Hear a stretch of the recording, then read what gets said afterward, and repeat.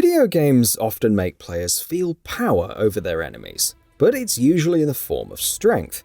Overpowering enemies is ordinarily done via physical means, outmuscling them or shooting them dead-eye in the head. More refined is the act of subjecting opponents to the inner torment of humiliation. It's seldom seen in games, but can elicit feelings of satisfaction as strong as any physical overpowering can. Here are 10 games where the act of embarrassing opponents cuts them just as deep as swift death. Middle-earth: Shadow of War. Owing to Middle-earth: Shadow of War's intricate nemesis system, whereby the game's network of enemy orcs will each remember their specific interactions with the player, there is a mechanic built into gameplay which allows for shaming of orcs during battle, dramatically leveling down their stats and forcing them to flee the scene. The point is to suitably grind down their stature before recruiting them to your own army, but messing with their heads is heaps of fun too. Monolith Productions took the time to embed multi-level shaming side effects.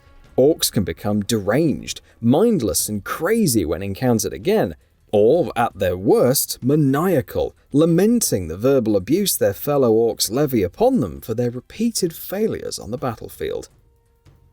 Mortal Kombat. How better to cap off a bout in which you've dominated your opposing fighter than to execute an overly elaborate, flashy, and oftentimes brutal finishing move? Mortal Kombat is a series infamous for its finishes. Unlike special moves, fatalities in Mortal Kombat are invite-only. The cries of "finish him" from the fight's announcer, prompting players to swiftly input specific button or joystick commands to perform excessively ornate murder. Fatalities are such a satisfying hallmark of the series. Getting whipped into a daze before an opponent executes their fatality on you never fails to bemuse. Red Dead Redemption and Red Dead Redemption 2.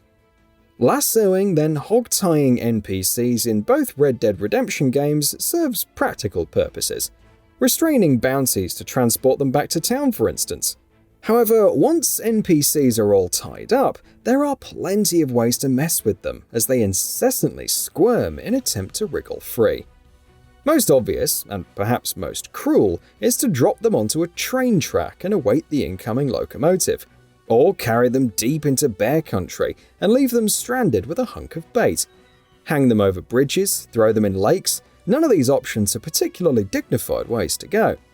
Perhaps most cruel of all though, carry hog-tied people to the outhouse round back of the Armadillo Saloon and plonk their head in the toilet bowl.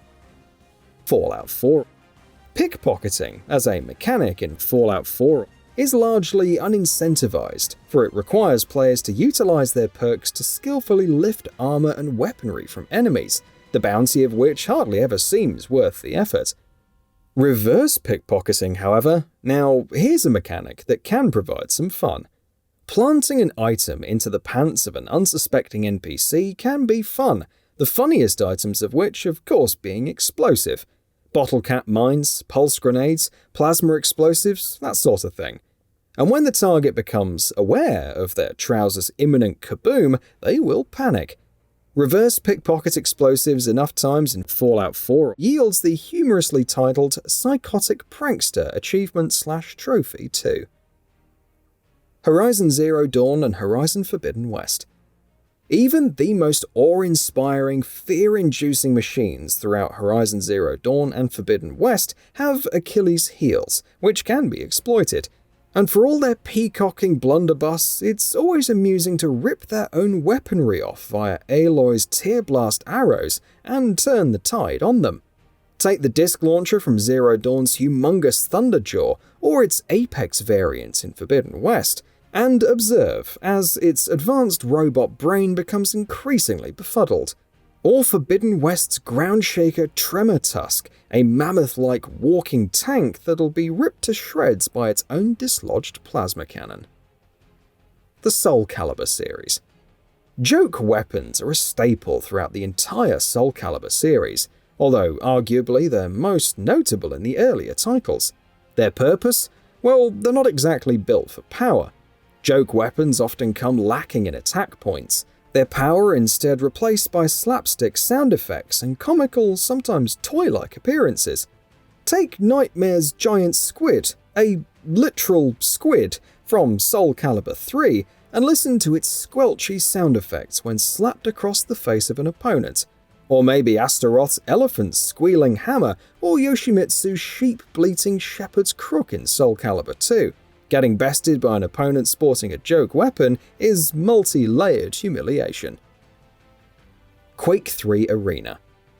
Getting sliced by handheld melee weapons in Quake 3 Arena shouldn't be as embarrassing as it is. The action is eye-meltingly breakneck, with opponents constantly bumping into each other through the game's tightly designed amphitheaters. Taser-powered circular saw melee weapon the Gauntlet dishes out a meaty 50 hit points per slice, at a rate of 2.5 slices per second, so not exactly pedestrian.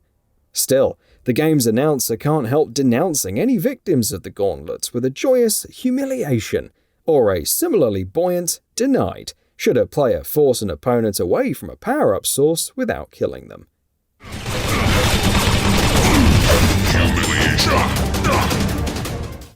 Dishonored. For a game centered on assassination, Dishonored features a surprising number of ways in which players can complete the game as a pacifist, that is, neutralizing enemies without resorting to lethal force, although the individual fate of some of the game's targets can still result in death which is oftentimes cruel or ironic. Case in point, autocratic slaughterhouse director Bundry Rothschild, whom players can strap into his own electric interrogation chair to extract information before sparing his life, instead condemning him to months on the high seas, trapped inside one of his own slaughterhouse's live cargo crates. Metal Gear Solid 5: The Phantom Pain. Killing Dr. Huey Emmerich for his deception and ultimate betrayal to both the MSF and Diamond Dogs would have been too lenient. Instead, together with Ocelot, Miller, and the rest of the rabble at Mother Base Venom, Snake decides to let Emmerich live. He's off the team, of course, his fate that of exile, with the world forever knowing what a failure the once celebrated mechanical engineer has become. In Huey Emmerich's final scene, he's seen frantically trying to keep the inflatable raft in which he's cast away float, saving weight by throwing overboard his exoskeleton legs, so should he ever reach dry land again, he won't be able to walk to civilization. Kingdom Hearts. Captain Hook is amongst the dastardliest of bosses encountered through the entire Kingdom Hearts series. He's arrogant, volatile, and an excellent manipulator, so it's befitting that players can subject him to levels of ridicule so high that it'd be cruel were it any other character. Peter Pan can poke him up the backside with a dagger, Fyra can set him on fire, he can be thrown overboard his own ship.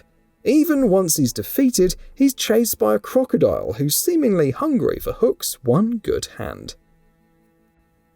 So what are your thoughts on this? Go ahead and share them in the comments below. And if you like this video, please subscribe to the channel and enable all notifications by clicking the bell icon to get new video updates. We upload every day and would really appreciate your support. Thanks for watching.